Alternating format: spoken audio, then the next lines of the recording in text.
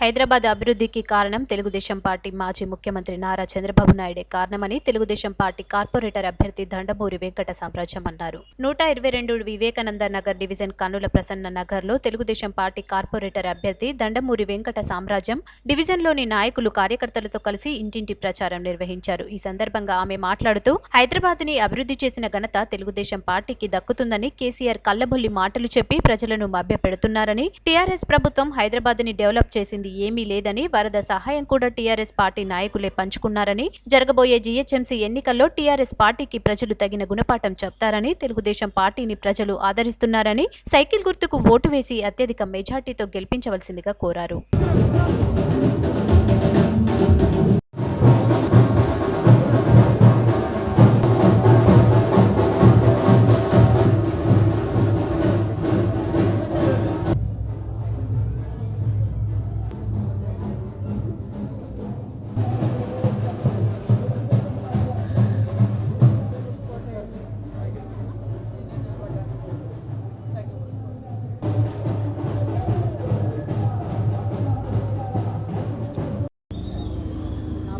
దండమూరి వెంకట సామ్రాజ్యం. మా హస్బెండ్ పేరు దండమూరి శోభనాథ్ గారు. నాకు వివేకానంద కాలనీ 122 డివిజన్ నుంచి తెలుగుదేశం పార్టీ అభ్యర్థిగా నారా చంద్రబాబు నాయుడు గారు ఇవ్వడం జరిగింది.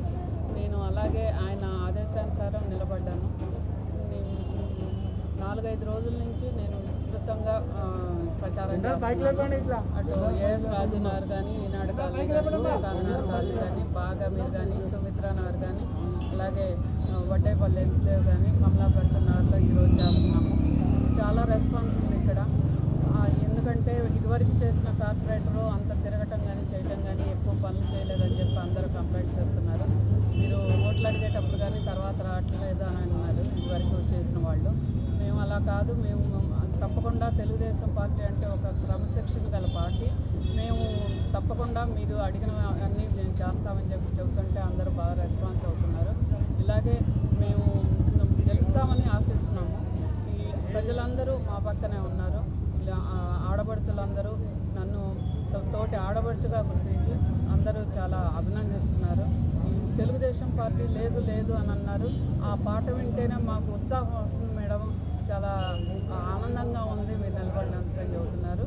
వివేకానంద డివిజన్ ప్రజలందరికీ చేతులెత్తి నమస్కరిస్తున్నాను.